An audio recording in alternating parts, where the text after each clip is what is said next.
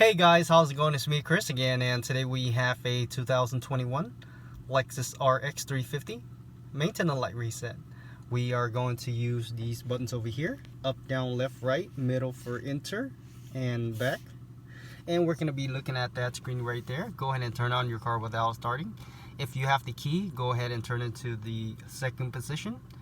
And if you have the push start, go ahead and press it twice without your foot on the brake.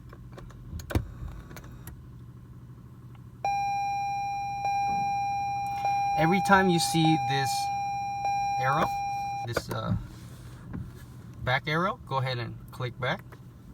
It will take you here, and go ahead and scroll right or left to go find your page, which is here in the setting.